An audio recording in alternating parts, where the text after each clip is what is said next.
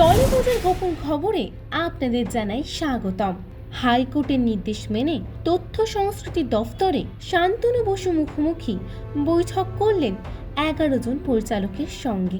সবাই নিজেদের বক্তব্য জানালাম এবং আমরা তো লিখেই পাঠিয়েছিলাম, সেই প্রত্যেকটা জিনিস আমাদের কাছ থেকে আইএনসি এর সচিব তিনি নিজে ছিলেন, তিনি সমস্তটা শুনলেন এবং এরপরে ওরা মিনিটস করবে, আমরাও করব।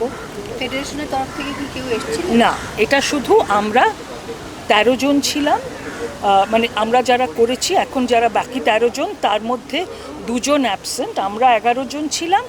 আর ফেডারেশন আর অয়ন সেনগুপ্ত যে ছেড়ে দিয়েছে, কিন্তু ওকে রিকোয়েস্ট করেছিল এবং বলেছিল আসতে, সেজন্য ও এসেছিল। অনির্বাণ ছিল না, কারণ ও বিদেশে আছে। আর দেবাশিস চক্রবর্তী ও একটা কাজে বাইরে আছে কলকাতার, সেই জন্যই আসতে পারেনি।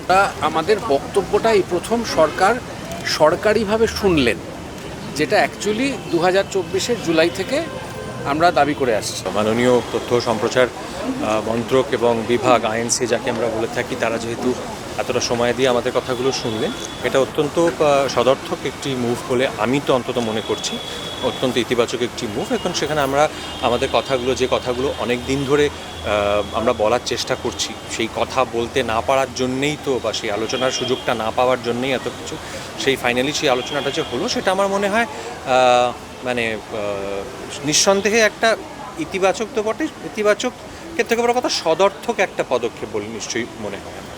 মানে ফেডারেশন এবং ফেডারেশনের যারা চালান ফেডারেশন, এটা তাদেরকে বলতে হবে। মানে এটা আমরা তো এখনও অফিসিয়ালি আনঅফিসিয়ালি কিছুই জানি না, সো আমরা তো মানে সেটা বলতে পারবো না যে সেটা তারা আসবেন না সেটা তো আমরা তো মানে বুঝে উঠতে পারিনি। আমরা দেখেছি, আমরা যে কজন এই প্রশ্নগুলো তুলেছি তাদের মধ্যে তারা যখন কেউ শ্যুট করতে গেছেন, তাদের শ্যুটিংয়ে টেকনিশিয়ানরা আসেননি, কলাকুশলীরা আসেননি, আসবো বলে আসেননি, অনেক ক্ষেত্রে আসতে পারেননি, আসতে দেওয়া হয়নি, স্বেচ্ছায় আসেননি বলা হচ্ছে। কিন্তু আমাদের কাছে তো তারা খুলে এসে কিছু বলছেন না যে তারা কেন আসছেন না, মানে কখনো তো বলছেনই না যে তারা আসবেন না, তারা আসছেন না ইত্যাদি। এই প্রশ্নের উত্তরটা তো আমাদের পক্ষে দেওয়া সম্ভব না।